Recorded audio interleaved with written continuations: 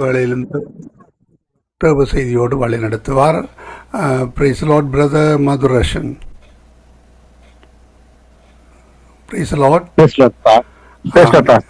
ஆமே. நாங்கள் சங்கமம் வானொலி டீம் சார்பாக வாழ்த்துகிறோம், ஆசீர்வதிக்கிறோம். உங்களுக்கு தமிழ் நல்லா விளங்கும் தானே? ஆமேன். நீங்கள் உங்களை பற்றி கூறிவிட்டு செய்தியோடு வழி நடத்துங்கள். என்ன இதில் தமிழ்லையா, ஆங்கிலத்திலையா, சிங்களத்திலையா செய்ய போகிறீங்க? சிங்களத்தில் செய்ய போகிறீங்களா? ஓகே. இந்த வேளையிலும் உங்களிடம் ஒப்படைக்கிறோம். நீங்கள் தமிழிலே உங்களை பற்றி கூறிவிட்டு சிங்களத்தில் செய்தி எடுத்து வாருங்கள். இங்குள்ளவர்களுக்கு சிங்களம் தெரியாது, ஆனால் வானொலி கூடாக இணைந்து பலர் கேட்டுக்கொண்டிருக்கிறார்கள். மறுவலைப்பில் கேட்க போகிறார்கள். அவர்களுக்கு அதெல்லாம் விளங்கும். நிச்சயமாக எனக்கும் விளங்கும். ஆனால் மறந்துவிட்டேன். பல காலம் நான் இலங்கையை விட்டு வலிக்கிட்டு கிட்டத்தட்ட 50 வருடங்கள் ஆகிவிட்டது. அதனாலே எனக்கு விளங்கும். ஆனால் நீங்கள் எடுத்து வாருங்கள். பைபிள் ரீடிங்கை சகோதரி சாமலா கூட நடத்த முடியும். இந்த வேளையிலும் உங்களிடம் ஒப்படைக்கிறோம். வழி நடத்துங்கள். God bless you. We welcome on behalf of Sangamam Radio and Sangamam Radio listeners and Sangamam Radio team from Canada, Ontario. Our time 9:25 a.m. Friday, 17th of 4th, 2026. I'm handing over to you, brother. Continue. God bless you.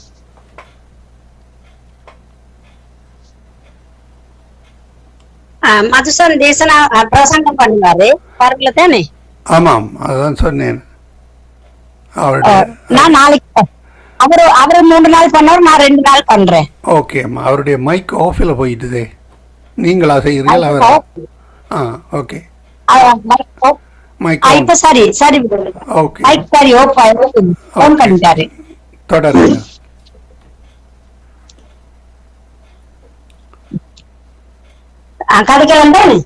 Brother தொடருங்கள். யா.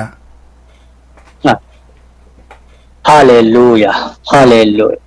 स्वामिनी मम याज्ञा करना स्वामिनी යේසුස් වහන්සේගේ නාමයෙන්. ස්වාමිනී මේ සේවය තුළ ඉන්නව සෑම කෙනෙක්ම ස්වාමිනී මේ සේවය තුළට ඔබ ගේන්ට යන හැම කෙනෙක් වෙනුවෙන්ම පියන්න මේ සේවය ඔබ වහන්සේගේ ප්‍රඥාව කරන කොටගෙන අනුග්‍රහය කරන කොටගෙන ස්වාමී මේ සේවය තව වර්ධනය වෙන්න මේ ඇති සෑම අඩුපාඩුකමම ඔබගේ අනුග්‍රහය කරන කොටගෙන සම්පූර්ණ වෙන්න. ස්වාමී මේ සේවය ස්වාමිනී බාරව සිටින ඒ පාස්ටර් සිස්ටර් බාර කරනවා ස්වාමීන්.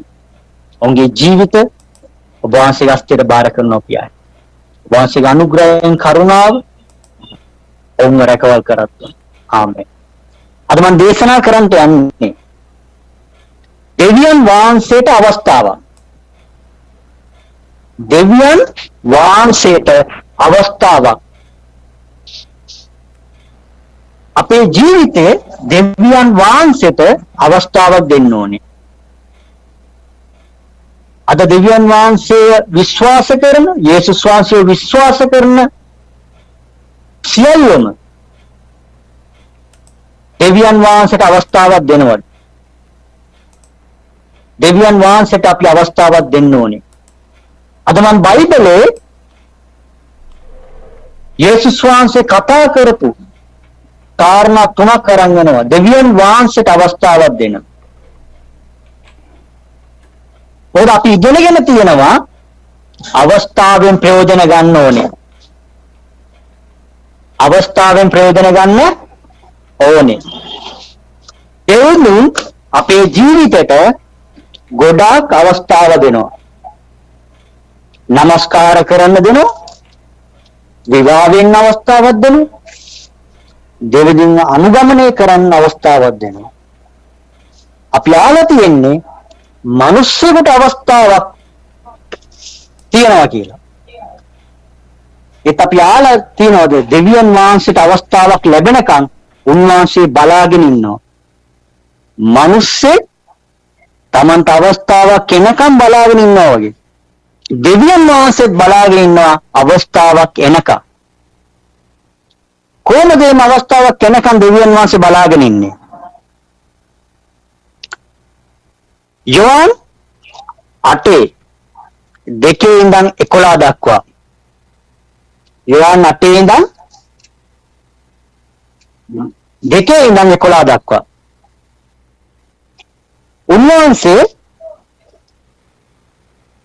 උන්වහන්සේගේ ඉදිරියට ගේනවා වෛශ්‍යාකම් කරපු ස්ත්‍රියක්. වෛශ්‍යාකම් කරපු ස්ත්‍රියක්. මේ කතාවේදී පරිශීවරු බැලුවේ උන්වහන්සේව අමාරුවේ දාන්නේ කොහොමද කියලා. මොකද ඒ කාන්තාව වෛශ්‍යාකම් කරද්දී අල්ලගෙන ආවේ. හැබැයි යේසුස් වහන්සේ ළඟට අරන් ආවේ ඒ කාන්තාවට යාඥා කරන්නද? ඒ කාන්තාව සුව කරන්නද? නෑ. යේසුස් වහන්සේව අමාරුවේ දාන්නේ කොහොමද කියලා බලන්න. ඒ පදයේම යෝහන් 8:2-11 දක්වා බලනකොට ඒ පදේ ඒ පරිශීවරු මේම කියනවා.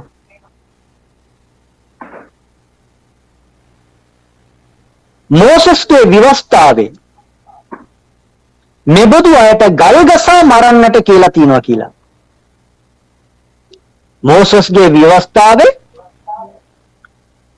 මෙවැනි කාන්තාවන්ට ගල් ගසා මරන්නට ඕන කියලා තියෙනවා. දැන් මේ අවස්ථාවේදී දෙවියන් වහන්සේට මෝසස් වැරදි කියන්න පුළුවන්ද? මෝසස් වැරදි නෑනේ. මොකද මෝසස්ටත් ඒ වචනේ දුන්නේ ව්‍යවස්ථාව දුන්නේ යේසුස් වහන්සේ.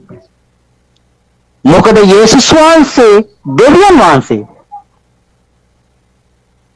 යේසුස් වහන්සේම තමයි මෝසස්ට ව්‍යවස්ථාව දුන්නේ. දැන් දෙවියන් වහන්සේට මොකද්ද කරන්න පුළුවන්?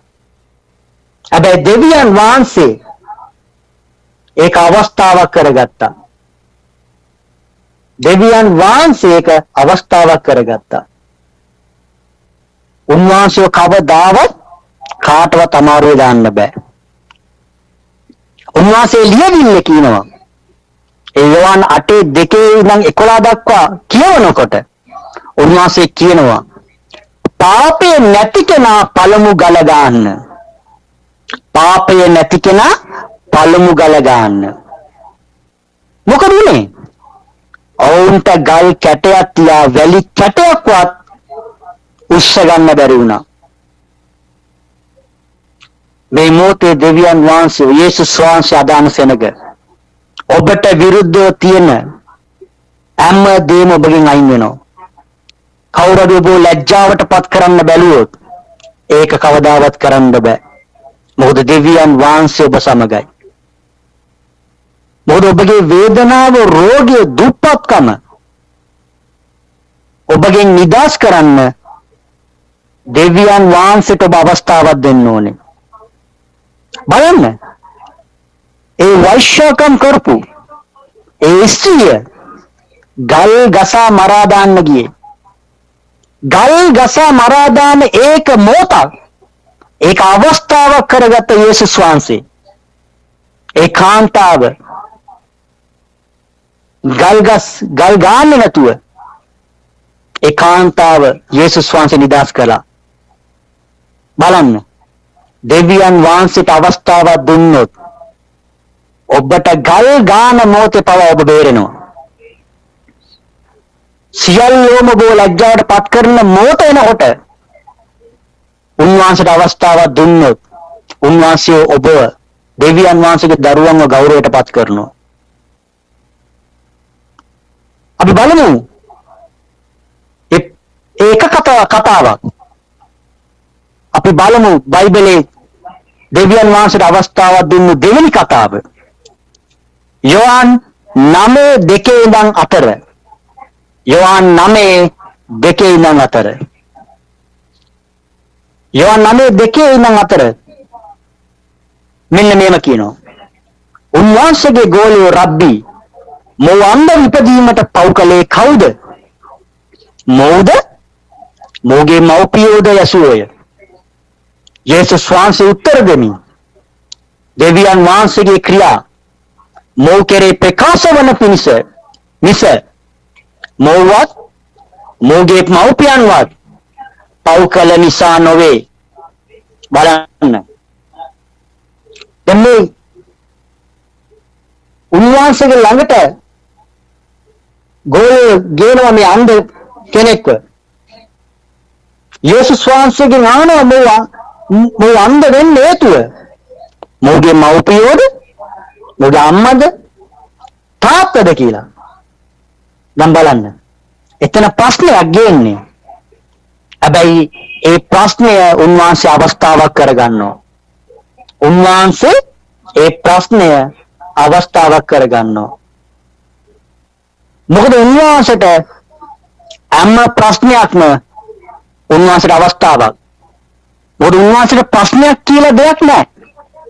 මොකද යේසුස් වහන්සේ අන්ධ ගොළු බීරි පිළිමයක් නෙමෙයි. උන්වහන්සේ ඉරවත් සඳවත් තාරකාවක් නෙමෙයි. උන්වහන්සේ ජීවමාන ආත්මයක්. උන්වහන්සේ ජීවමාන ආත්මයක්. දැන් මේ ගෝලියෝ කියන මේ පව් කරේ කවුද? මේ දරුවා අන්ධව සිටින්න. යේසුස් වහන්සේ කියනවා අම්මවත් තාත්තවත් නෙමෙයි පව් කරේ. හැබැයි පාවුල් තුම එක තැනක කියනවා සියල්ලෝම පව් කොට දෙවියන් වහන්සේගේ මහිමයෙන් ඊන වී තිබෙනවා. එතකොට යේසුස් වහන්සේ කියනවා මේ පාපය ඔහුගේවත් තාත්තගේවත් අම්මගේවත් නෙමෙයි කියලා.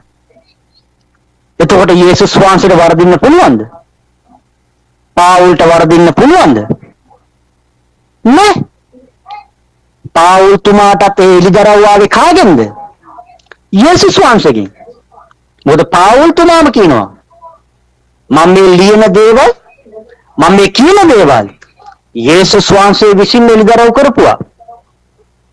ඉතින් පාවුල් තුමාට වරදින්න බෑ. දැන් මේ මොහොතේ මොකද වෙන්නේ? දැන් මේ අවස්ථාව සභාවලත් වෙනවා. ඒ එකම ප්‍රශ්නේ බලාගෙන ඒකට පෝර දානවා. මේක උනේ කොහමද? මේක මෙයාගෙන් උනේ. මේකයි උනේ. මේකට මෙයා තමයි. ඒ ප්‍රශ්නෙට පෝර දානවා. හැබැයි උන්වහන්සේ ඒ අන්ධව ඉපදුණු ඒ මිනිස්සගේ ප්‍රශ්නය අවස්ථාවක් කරගත්තා. මොකද්ද බයිබලයේ කියන්නේ? බයිබලයේ කියනවා යේසුස් වහන්සේ උත්තර දෙමි. දෙවියන් වහන්සේගේ ක්‍රියා මොහු කෙරෙහි ප්‍රකාශ වන පිණිස මිස මොහුවත් මොහුගේ මව්පියන්වත් පව් කළ නිසා නොවේ. බයිබලයේ කියනවා මේ දරුවා මේ මිනිස්සයා අන්ධ උනේ දෙවියන් වහන්සේගේ මහිමය උදෙසා. දෙවියන් වහන්සේ කවුද කියලා දැනගන්න ඕනේ.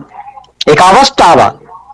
එහෙනම් ඔබ මේ මොහොතේ ආත්මිකව ශාරීරිකව අන්ධව ඉන්නවා නම් යේසුස් වහන්සේගේ සෙනග අද උන්වහන්සේට අවස්ථාවක් දෙන්න. ඔබගේ අන්ධ වූ ඒ ආත්මික ඇස් ඒ සිත විවර කරන්න. ඒ ආත්මික අන්ධභාවය පා කරන්න. උන්වහන්සේට අවස්ථාවක් දෙන්න. මොකද උන්වහන්සේට අවස්ථාවක් දුන්නොත් උන්වහන්සේ හැමදේම වෙනස් කරනවා. බලන්න අවස්ථා දෙකක්. මේ තුන්වෙනි අවස්ථාව බයිබලයේ තුන්වෙනි අවස්ථාව දෙවියන් වහන්සේට යේසුස් වහන්සේට දුන්නු.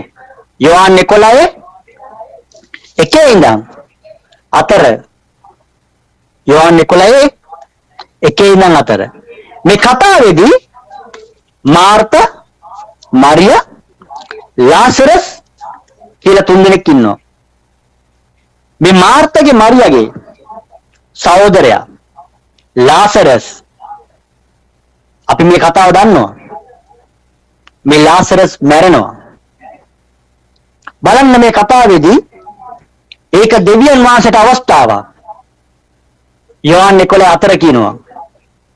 නමුත් යේසුස් වහන්සේ ඒ අසා ඒ රෝගය ඒ මරණය පිණිස නොව එයින් දෙවියන් වහන්සේගේ පුත්‍රයා මහිමයට පමුණුවන ලබන පිණිසයි කියලා. දැන් බලන්න. ලාසරස්ගේ මරණය උන්වහන්සේට අවස්ථාවක්. දන්නවද? මාර්තට මරියට ඒක රෝගයක් මරණයක්. ඒ යේසුස් වහන්සේට ඒක අවස්ථාවක්. බලන්න. සෝන කනත්ත උන්වහන්සේට අවස්ථාවක්.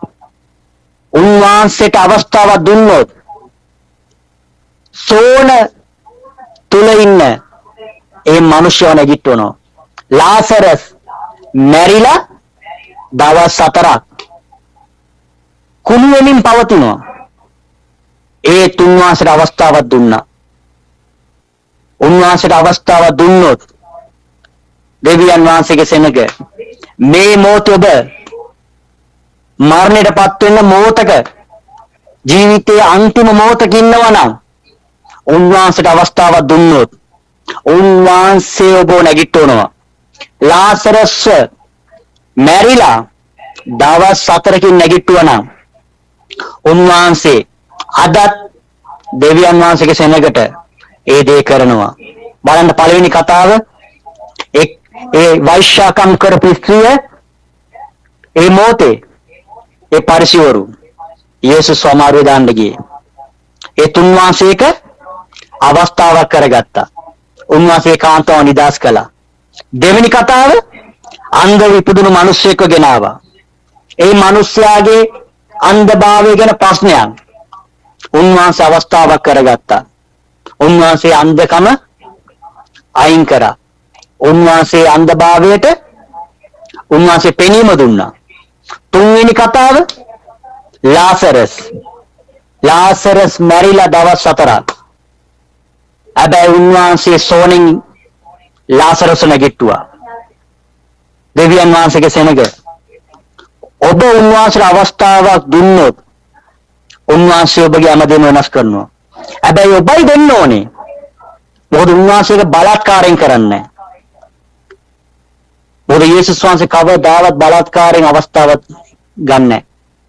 ඔබ දෙන්න ඕනේ. මේ මොහොතේ මගේ සෙනග මම මේ කතා කරපු බයිබල් පද 3 ස්වාමීන් වහන්සේ අවස්ථාවක් කරගත්තා. මේ බයිබල් පද 3ෙම තියෙන අනුග්‍රහය ඒ වචනේ කරන කොටගෙන අදත් දෙවියන් වහන්සේගේ සෙනග උන්වහන්සේ ඔබගේ ප්‍රශ්න වලින් රෝගයෙන් දුප්පත්කමෙන් අමාරුකමෙන් නැගිටවනවා. උන්වහන්සේ ගලවනවා.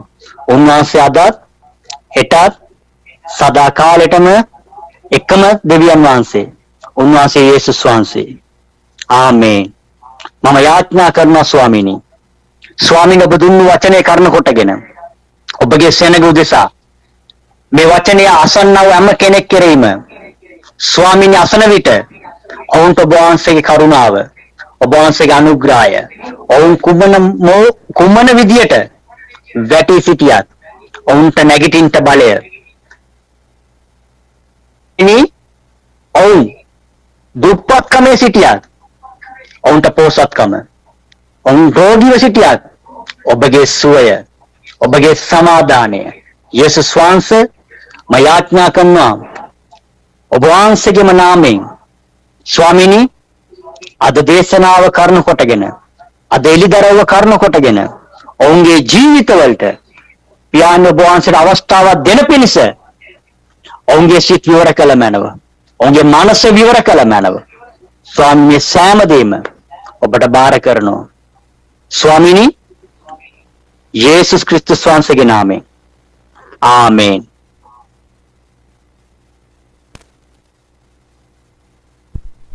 Amen, amen.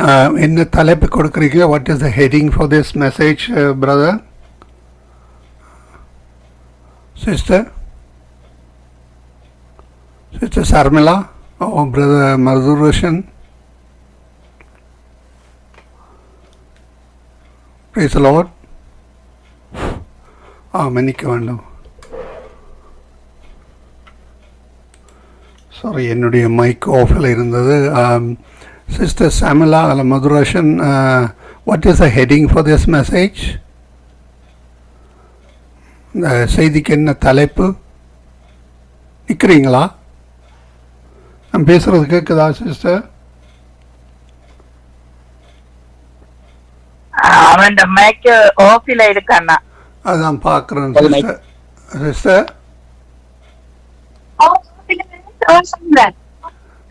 சிஸ்டர் இந்த சொல்லுங்க. சிஸ்டர் மெசேஜுக்கு என்ன தலைப்பு? What is the heading for this, or what is the message heading? Bibyan Master Avastal. Bibyan Master Avastal. Ikatnya betul mungkin. Billion master அவர்களுக்கு கர்த்தருக்கு ஒரு காலம் எடுத்து கொடுக்க சொல்லி. சத்துருக்கா? Bibyan Master. பிலியன் மாஸ்டர் கர்த்தருக்கு ஒரு நேரம் கொடுக்க வேண்டுமன்றதா? Okay.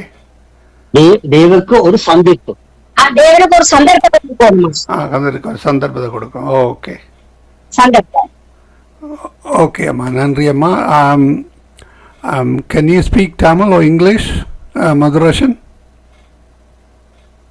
Madhusan Tamil I don't know, but he know only Sinhala. No English? I know English and Hindi and Tamil, all language I know. Okay okay. நீங்கள் அவரை பற்றி ஒரு கொஞ்சம் காரியம் சொல்லுங்களேன். அவர் ப்ராப்பர்ட் ஜெரம் கிட்ட ஊழியர் செய்யறாரு. ப்ராப்பர்ட் ஜெரமோட தான் இருக்கிறாரு. ப்ராப்பர்ட் ஜெரம் ஆமாம், ஒரு அங்க ஒரு ரொம்ப காலமா சேவை செய்யறாரு. ஓகே